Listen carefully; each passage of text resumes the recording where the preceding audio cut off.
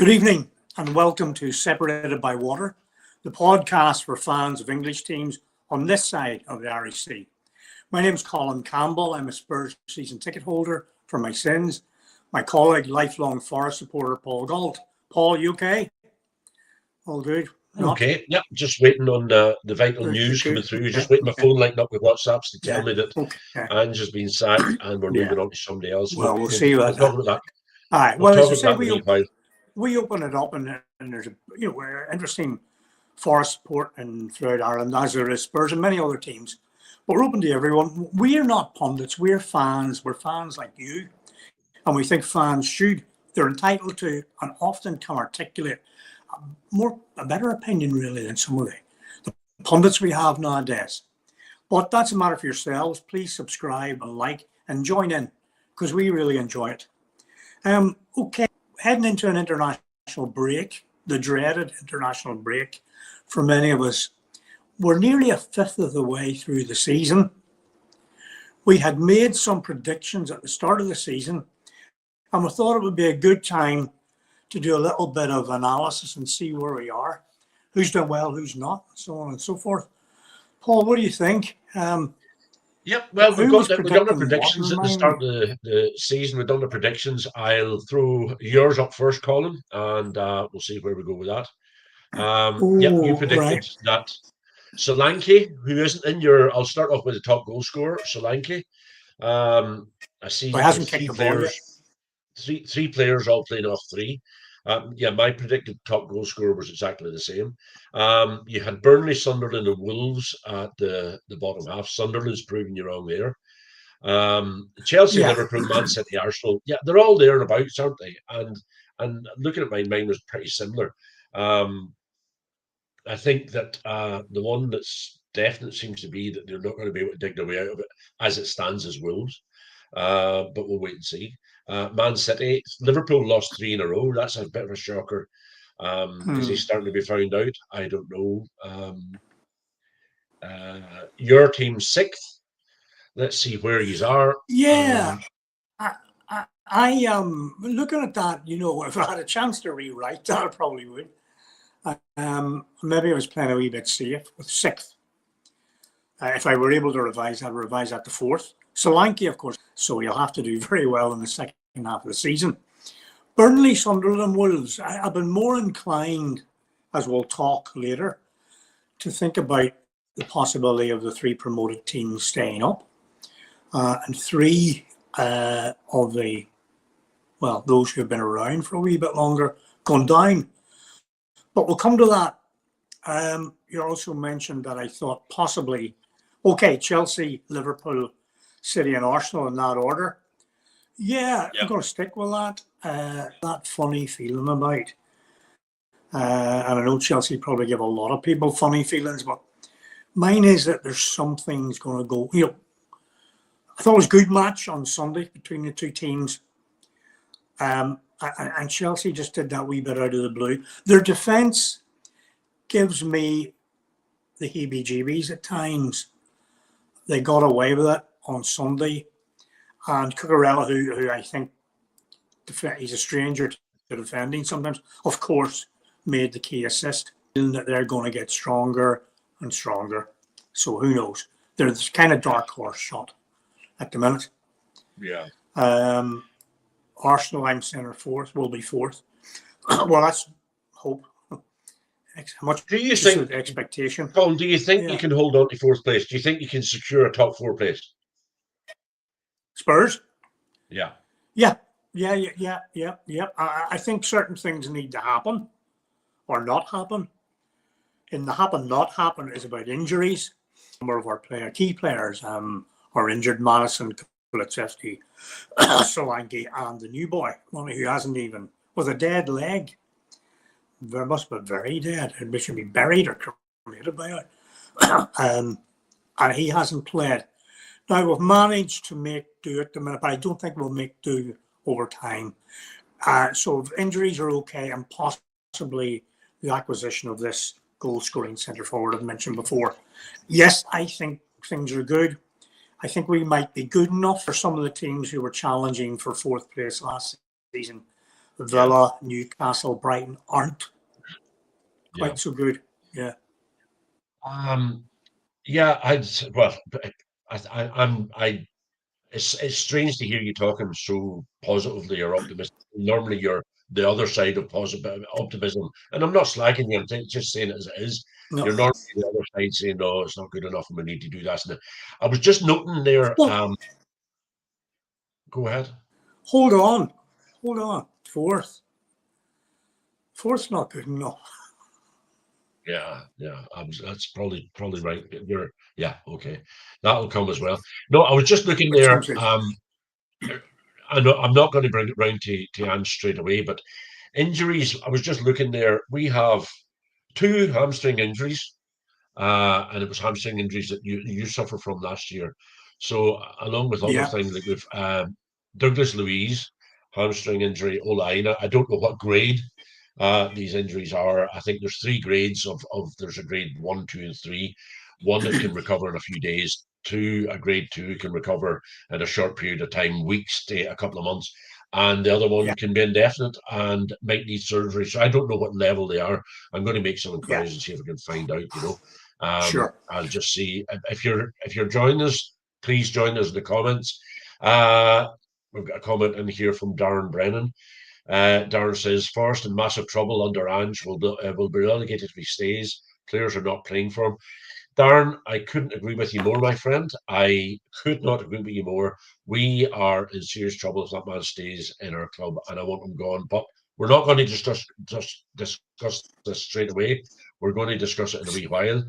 But I couldn't agree with you more. He is a liability to us, and I think he's upset everything that Nuno started with us. But thanks for the comment. And any other comments, please throw them in, guys. We love your involvement Yeah. with us. Thank you. We done. I'll look at my predictions now, Colin, That's and okay. I'll just say very similar to yours. Brentford, Burnley, Sunderland. Brentford are surprising us a wee bit. Sunderland are surprising us. I said that Newcastle would struggle. So did you. We said they'd have a shocker. They certainly didn't have a shocker on Sunday. They had a cracker on Sunday against us. Although I do feel, I'm going to say this, I do feel decisions were a bit sore on us the other day.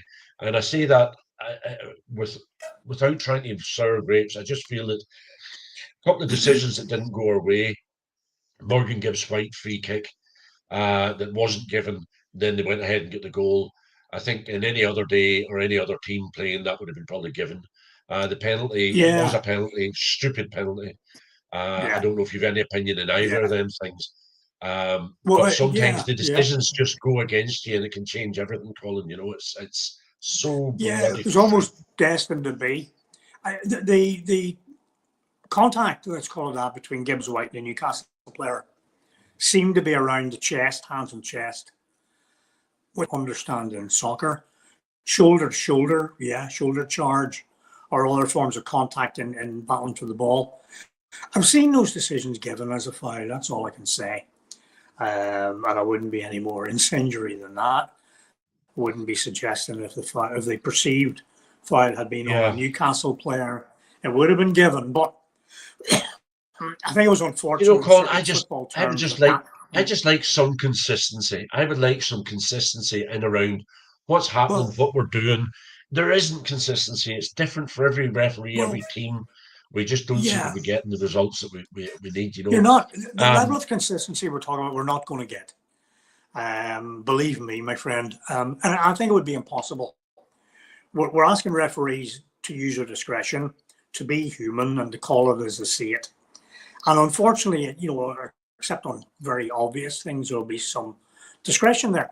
And sometimes we'll complain about referees blowing up for fouls every fart's turn, So I call there was a free kick. There was a free kick given, a yellow card given to Nico Williams the other day, and he was the man that was kicked. He put the leg out. That was a mistake. Your man went through him, and he kicked him and went down. Yeah. And so a yellow card given. To me, that was a mistake. That was an error that should be rescinded. To me, that was an error. And if people errors, that's it. I think the contact between Gibbs White and the Newcastle player is one of interest by what is a foul and what's not. And referees will say to referees on one occasion that contact it's a man's game, blah, blah, blah, it's contact sport. And then other times, well, that was a foul. I know referees can't see it this way. On balance, if that had been given as a foul for Forest, I would have understood that. Yeah, in that case. Yeah. I think in terms of the penalty, it was one of those what you call a silly penalty. You know, in that it was a foul in description of what a foul is. But the Newcastle player had nipped in. He was of no immediate danger to the goal, but he was inside the 18-yard area. Therefore, it's a penalty.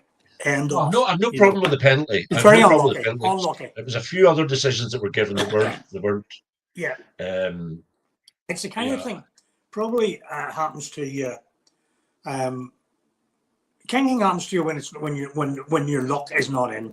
You know. Yeah. It's the kind of thing happens when, you know, Ange needs a break. Forest need a, and I know they've done that a few times, but you need to go on and stay on it. It's just one of those things. Well, I would say we both predicted Newcastle in terms of the top 6 not to do so well. I think that's 2 wins and 7. We cross-examined Anthony last week about it. He's a happy bunny. But I just don't think it's all there for Newcastle yet. I really don't.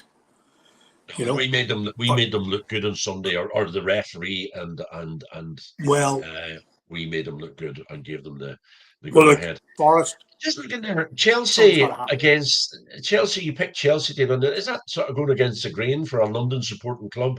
Do you fancy? Do you still think Chelsea? Yeah, of course it is, but I'm trying to be objective in this role, and I had to call it as a sort. Well, you know, you'll notice I didn't pick Arsenal, as I say, in hope rather than expectation.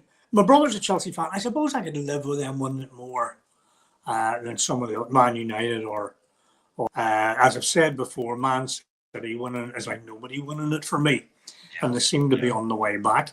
I just have a feeling about Chelsea. There's something about Chelsea. They're a trophy-winning machine. They've no soul in the way that some clubs have. Their history is very recent, and I don't mean these as criticisms. I mean their history they do have a history, of course they do. A wonderful team in the 50s and 60s and the early 70s. Then they had a torrent back. But they've been a trophy-winning machine for most people, for a lot of people we know, for their lifetime. They've talent. And I think they have talent all over the pitch. They have talent everywhere. Yeah. If they could just, but there doesn't seem to be a set 11 that he picks and they gel together. It just seems to be bring them in. But they have such talent, such individual talent that I just think that, my God, they can score goals, they can defend, they can do everything. That late goal against Liverpool, I watched the tail end of that in the pub. Actually, I was down for a tea. I watched the tail end of it, and basically what Chelsea done to Liverpool is what Liverpool normally do to Chelsea or to other teams. They get the 96th minute goal and they hung in there, and Chelsea they showed true grit, and they battled on to the last minute, and they got the goal. They got a very, very valuable goal, and that it could prove to be a very valuable goal at the end of the season. I think it might do, and they did it like Cole Palmer. Let's have we look at the top. Let's have we look at the top 10, Colin. What surprises you up there? Okay. I suppose Bournemouth. We have to say Bournemouth, Crystal Palace. Everton and Sunderland. I didn't expect Everton to be so far up. I would need to look at this closer and see what teams they've played, and see if they've have they done an easy run. I haven't really looked at it other than our own woes. Everton lost to Leeds in the first night of the season, first night whatever it was, and when they played, they lost to Liverpool, a pretty fractious game, and they've had a few wins. They had a late win against Palace, and the table would have looked a lot better for Palace had they have, it mightn't have looked by the goals different, but would have been better. Bournemouth lost players. They didn't make a whole noise about it. They got on with whatever it is they do, and they look like $1 billion. I watched their game and I have an interest in them. Yeah, they look like a unit. So they do. That's what I say. I would describe it. Whatever's making that tick the data analytics, Areola, the owner, they get 12,000 crowd or at max, I think. So they're not making a fortune to box office, so to speak. But to play with an intensity and a self-belief, which I admire, and they lost at Liverpool, but they got back to 2 each. They won at Spurs. They won the other way. They won last week there. They're doing legalizer. So yeah, they're looking pretty good. To say it's a surprise, it is. I suppose it has to be. Another surprise probably for me was how poorly City started. I thought they were going to have their gremlins sorted out. They've been in for a good service and tune-up over this one, but they seem to be, albeit that it wasn't the most exciting game in the world. They did okay. I think watching them, I think they defend very well, and they just seem to be able to score a goal. They just seem to be able to manufacture a goal. You almost know they're going to get that 1.5 goals every game, 1 or 2 goals every game, that they're going to make a difference to them, Lads, throw it in the comments, if anybody's there listening to us, throw in a comment there. Darren Brennan put a comment in there about Forrest. We'll talk about Forrest again in a minute. And I will say, if and when Ange gets sacked, we are ready to go. We'll have Dave, Charlie, Colin, myself lined up, and we will go live at whatever time it happens. And I do believe it will happen. Colin, I'll ask you just do you think it's going to happen? Do you think Ange will get the bullet? Well, now this isn't Fast Five, so I'll elaborate. Oh, no. This is just an off the cuff question. I think he'll be given to the end of October. Now, how many matches that means? Probably, possibly 3. Do you honestly think Marinakis is going to wait 7 games, no wins, no draw, 2 draws, 5 losses? Do you think he's going to wait and jeopardize a European run and jeopardize being relegated out the Premiership with all the money he spent? I can't see how he's going to do it, Colin. I really can't. Well, I'm saying the end of October. That's maybe 2-3 games. Now, do I foresee a turnaround? No, I don't. I feel sorry. Bear with me. Believe it or not, I feel a bit sorry for Ange. Of timing. Sometimes we've talked about Amarin didn't want to come in halfway through last season. Ange was coming in very quickly. He probably needed a wee bit of time away to rehabilitate, maybe go somewhere else, build his reputation again, and then come back. I think the problem is it's like too short a time after the Spurs scenario. And Forrest are reading across and just saying, geez, this is a continuation of what happened at Tottenham. And the unfortunate thing is, it does look very much like it. You're beaten. You lose at home to Sunderland. You lose at home to West Ham. You beat Brentford the first day of the season when they were in disarray. But after that, and a draw Palace, but it hasn't been a lot to write home about. It has a very big Ange look about it. So I don't think, he's not a new brush sweeping clean. He's come in and it's almost transferring the Tottenham problem to Forrest. So I understand why you're saying what you're saying. Yeah. And I don't see that changing. But give him to the end of October. My wife actually said to me, she was watching something on the thing, and she said, look at the demeanour of your players coming off the pitch. And they didn't go near him. Nuno would be on hugging them and shaking their hands and embracing them and telling them how well they've done, or bad luck, it didn't work this time, but you've done your best. And I just stood there with both arms at one length hanging down by his side.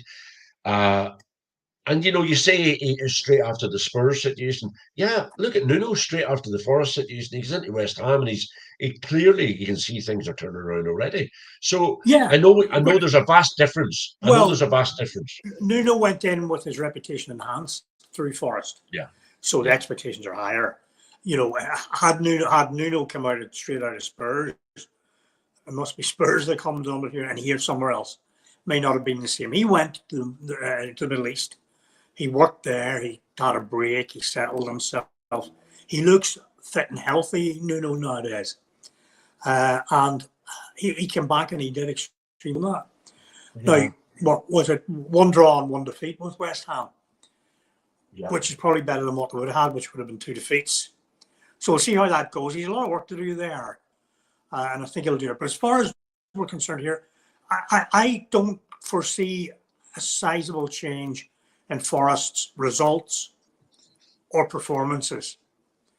I simply think that for some reason, the owner, given that the owner appointed him, we'll just give him that wee bit longer, because he doesn't look like a man who admits he's wrong that often. Well, I really, and I want to emphasize this, I'm not the type of person that's going, look, not willfully trying to put wrong on other people and get them sacked and as if it would make a difference what I say. know, understand. But what I mean is I don't want to be spiteful and say he has to go, he's useless, blah blah blah. But it hasn't worked. He's tried. He made an appointment. It clearly hasn't worked. The players are, I'd say, the players haven't. They're not playing for him anymore. That's how it looks for me. I can only say what I see. It seems like they're devoid of ideas. They're devoid of any intention of playing with them or for them. Yeah. And you know, and Darren puts in the question there, Colin. Darren puts in the question. It's timely question. Can Forest afford to wait? Chelsea, Bournemouth, United, all coming. I doubt we'll get a point. My problem is that we appoint who decent is available. Well, who's available? Let's discuss who's available. There's De Silva is in the chat today. They keep talking about Benitez. Brula de hell, please, no, not Benitez. I think that would be another seriously bad appointment.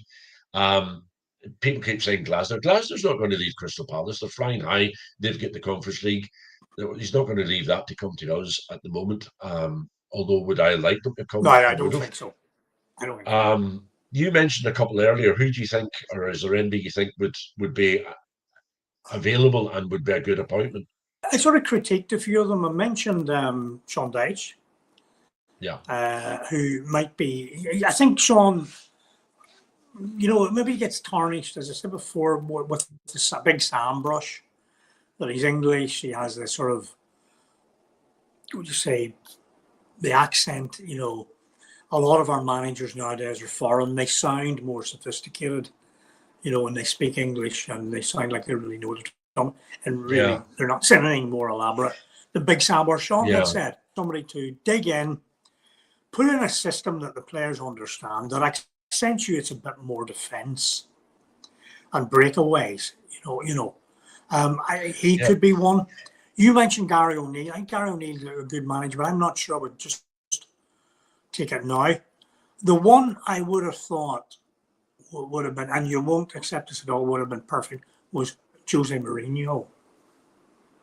Yeah. Now he's gone. Yeah. So he's gone, and I don't know who's left. If you're going to get somebody, I think Silva might be open to it. I have no insights to this. I think Fulham are a team that might be in a wee bit more trouble than they look. They're very pretty. Yeah. They're nice to watch, nice ground, Craven Cottage, but they're losing games, Well, it's strong in the press today.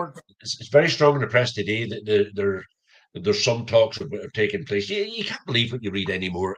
I don't.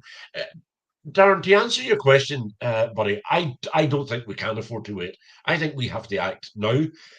Get them in there, get them back from the international break. Okay. Spend a few days with them and get training with them and get the move done. What I would say then, it's a criticism of the owners of management. If you're going to do it, you should have done it already. You should have done it. What day's today? Tuesday? Yesterday? Today? Get on with it. Unless you're talking to somebody else, who may have already been. And this isn't just one source, Colin. There's chat that Big Ange's demeanour at training is absolutely shocking. It's like he's absent. He's there, but he's absent. He's not there. I'd say in his head he's done. So there's no point in keeping him. And I agree with Darren. We can't afford to wait. I think De Silva would be good. There's chat and loads of different sources, reliable from what.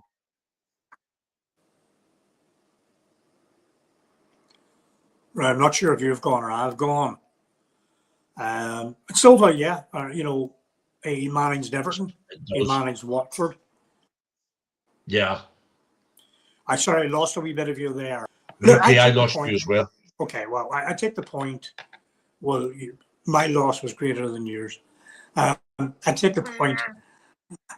And Silva, yeah, okay. As I said, he managed Everton, he managed Watford. He's been with Fulham. He's done well, perceived to have done well with Fulham. I'm just wondering, has he done as well as he can do with Fulham? And maybe a challenge of Forest with a bit more money. Yeah, a bit more money, Could and be something that would appeal. we have players there, and I'm going to in defence of Ange did lose a couple of, like Douglas Luiz was brought in there to run our midfield, and he's not there, he's injured. So anyway, that's enough about Forest for now. We'll come back to that. Something that occurred to me calling Spurs African nations. This time last year, we were looking at the African nations coming over the hill. Our head goal, yeah, exactly. Our top goal scorer at the time of Wahne was whisked away from us and taken away, and it did have a momentum impact on us. We sort of lost momentum. How you fixed it? I googled it and I see that you have three: you have Basuma, Kudus, and Sar. Who will you miss? Well, we'll miss Kudus and Sar. Because they've both been instrumental in our decent start to the season. Could have scored and assisted the weekend. Sar came on, but he's in the games he's been on, he's been very, very good. The mantle that we all assume Basuma would have as a kind of key mover and shaker in midfield. And at the start of 2 seasons ago, when we had Basuma, Sar, and Madison in midfield, supplemented by one of them others as a winger. It was beautiful. They were lovely. And Sar did a lot of running, fetching, and carrying. Madison was weaving nice passes in there. Basuma was going in. He's a hard man to shift. But what Basuma has annoyed, there were statements of tardiness or frequent lateness, whatever it was, some disciplinary thing. And he's been sort of bumped out of the selection at the minute. He's been seen sort of hanging around the ground, but there's footage of Vicario coming off, I think it went up against Villarreal that Tuesday night, whereby as he comes off, Basuma's standing to shake hands or flap hands, whatever they do these days, high fives or low fives, and he was blanked by us. So whatever's going on, my point is that it looks like it will be going somewhere else. So we'll not miss him. Well, he's linked. Part of me get quite excited today, and then I went, hold on a minute. There was a thing, I think I sent you the link to it. Basuma's linked with Nottingham Forest in January because Ange worked with him, and I think they got on well, and he liked them. Then I thought to myself, hold on a minute. I'm getting excited here, but if that happens, that means that Ange is still going to be there in January, and I don't want that. I don't need it. Be careful what you wish for. I think Basuma is a good enough player, in my opinion, to go to a club, no matter who's the manager, and add it there. Now, the same about golf. I think a lot of football is played between the ears. And I forget at my age, some of these guys are in their 20s, and probably hardly know how to tie their own shoelaces. And great maturity is expected of them. I would like to think people can be rehabilitated. I would have liked to have thought that your owner that's all gone. So I would like to see in the scheme of things, Basuma learn his lesson and come back in and contribute to the team. However, I think that he would be good, an asset to any team, or like Forest. But of the question, the two we will miss will be Kudus and Sar, very definitely. And at that stage, we only have two this year. We've got Wahane. I can't say his name properly, but Sangari. That's easy for you to say. I just like every time I think I've got it right, I say it a different way. But Wahane hasn't played this year, and Sangari, who's established himself in the midfield, he has been key in our midfield, and he's going to disappear now as well. So I don't know what this season holds for us, and I really am despairing at the minute. I just don't know what do you think. I wish you could get Charlie's I happy clappy, I don't care. So I'll always support the team. I just can't be like that. I'd love to be like that, and I am envious Totally of it. I'm agree. envious that you could just sit back and go, "Yeah, it's great." Yeah, But yeah. I remember equally, people. I'd seen a couple of people yeah, like that before. The late Matt Adams, who no matter how Spurs were doing, was happy as Larry, happy as yeah, a pig, and you know what watching the night. yeah. What are you seeing here? I know, oh, it's wonderful, isn't it? I can't be like that, and I allow it to affect my mood, my You and I demeanour both. far too much, far too often. But and at this age, I should know better. But look Yeah, at your. We're going to talk about it. Looking at the bottom of the table. yeah. I remember a Formula One motor racing fan saying to me one time, he said, more often than not, the race between fourth and fifth is more exciting than the race between first and second. That's quite But right. all the focus is on first and second. And I understand what he meant. To take that analogy a little bit, maybe the race at the bottom, if you will, is Yeah, hotting up already. A couple of wee things just to say. Although you and I played it since in August, um, I'm wondering about the three promoted teams staying up. I really am. The last time all three teams stayed up was 2017-18. And that was Newcastle, Brighton, and Huddersfield, if you remember them. yeah. And they won, I think they won. They got a result at Chelsea on their penultimate game to stay up. David Wagner was their manager at the time, who was a deputy In the to squad, Klopp at remember one who went stage. down? Do you remember who went down instead of them? Down. No. I I was didn't shocking make a about note of memory. that. But I mean, those were the teams that came up and set up. The only other two times that's happened was in 11-12 season, where QPR, Swansea, and Norwich stayed up. And in 2001-2002 were Fulham, Blackburn, and Bolton stayed up. Now, where have they gone since? You know what I mean? Yeah. Um, but only one before the last two seasons. There was only once when all three teams who came up went down. However, it's happened in each of the last two seasons. What's that telling us? Well, who knows? If you're not good enough, you'll go down again.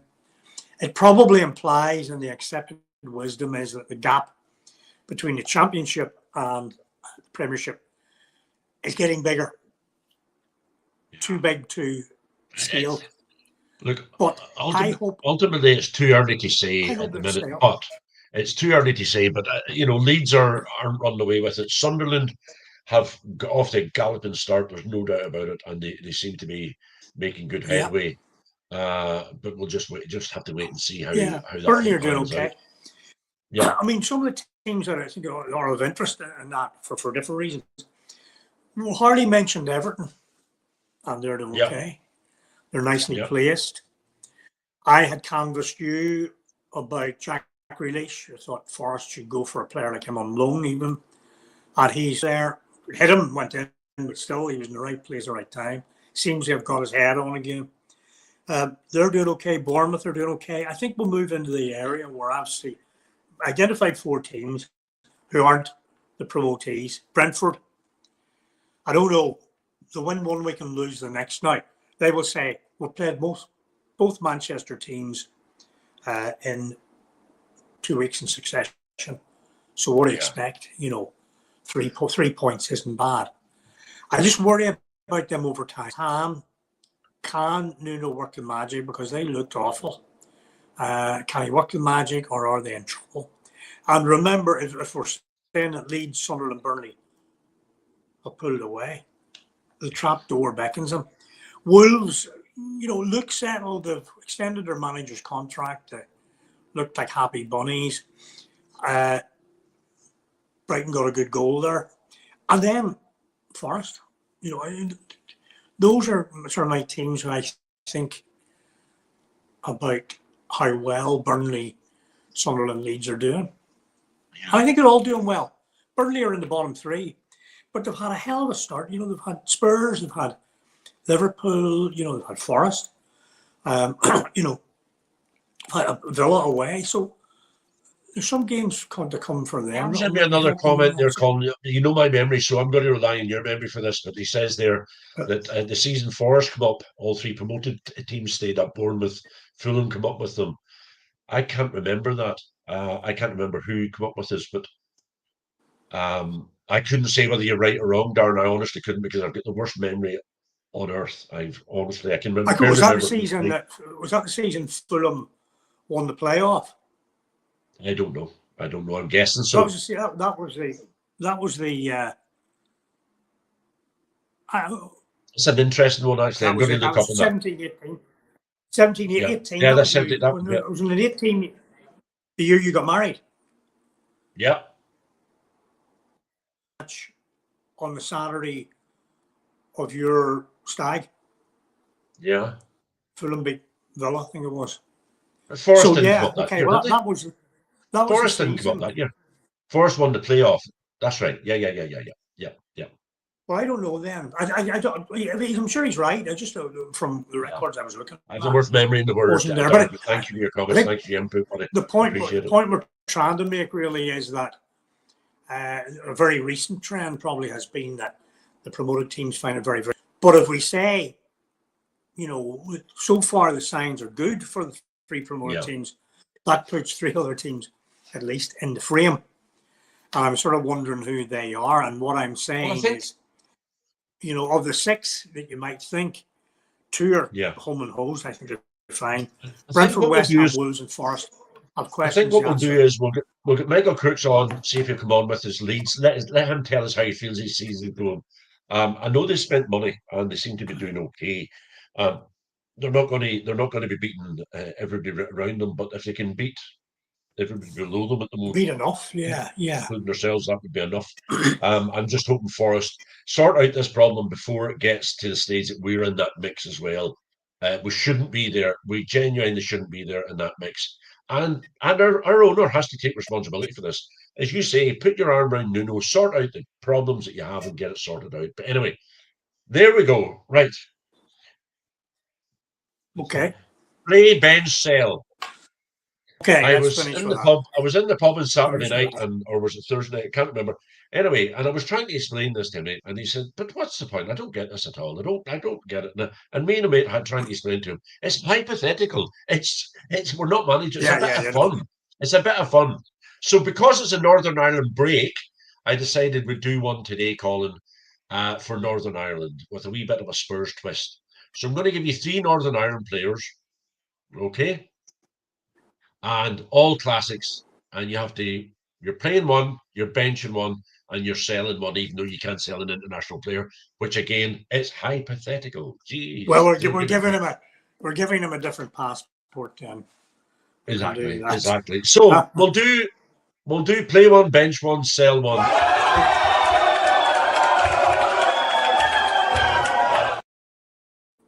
Okay, play one, bench one, sell one, Colin. Are you ready? Yes. Northern Ireland squad. Yes.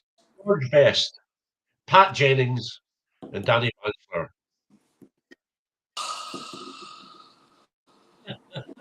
I'm writing them down. On you're selling one. George Best, I'm worshipping them. Pat Jennings, Danny Blansflower. I've written them down. I'm worshipping them. And they never all played together. Who are you playing? Oh, Blansflower. No, Blansflower. Who are you benching?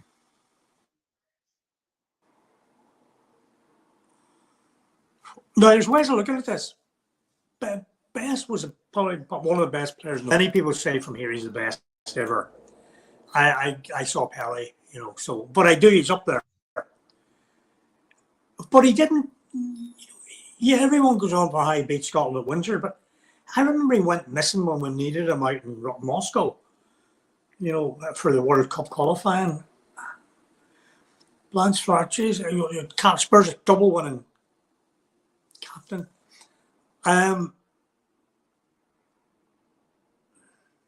Each of them at their best. I know. This is what it's meant to be.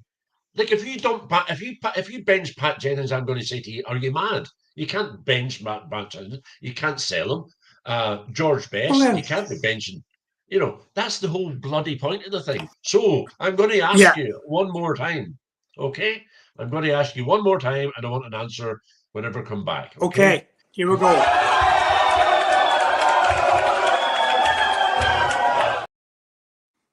Play, bench, sell.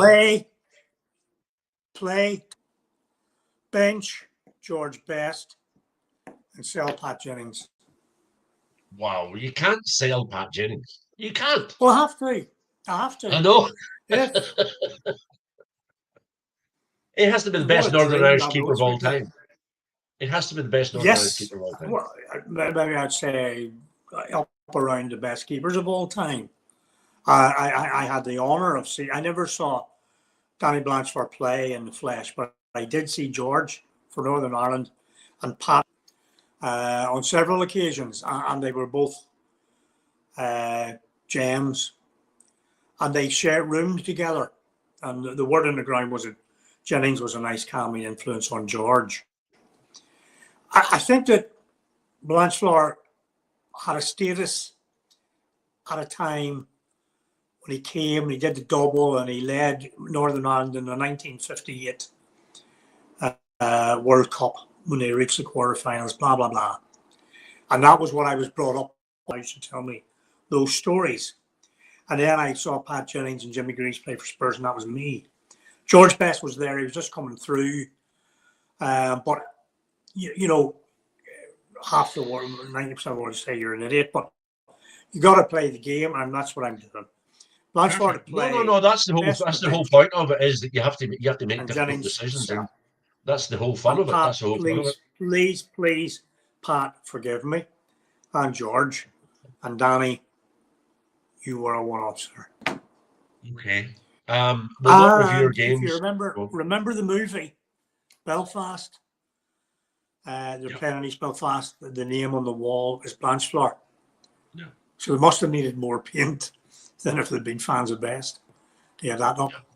But what a player. What a guy. Okay. Oh, great player. Absolutely. I remember. Okay, Paul. I was very fond of him. Okay, that's us, guys. Just what we plan is we'll maybe try and get Leeds on. We'll certainly do a Chelsea special at some stage now. Maybe we'll leave that. We need Everton and Villa. Everton Villa. We need, if we can get somebody. I'll chat to we'll see my little friend in England. I'll chat to my little friend in England office and see if he'll shake off the nerves and go on with us. Thanks very much, Colin. It was good to chat. It was a difficult one considering thank you, Paul. A ruffled week there with a lot going on. We will be back with you if there's any developments in the management front of Nottingham Forest. We will be back with you. We'll pop it up on all the social medias. Please like this, share it if you're listening to us. We had 180 odd views of our podcast last week and only 6 likes. So if you could like it for us, it makes a massive difference to us. It boosts us up the algorithm, and it makes a difference. Anyway, we will chat to you next week, if not before it. I hope of all hopes it's before it, and we will say stay safe. Colin, thanks very much. You Reds, take care. Thank you.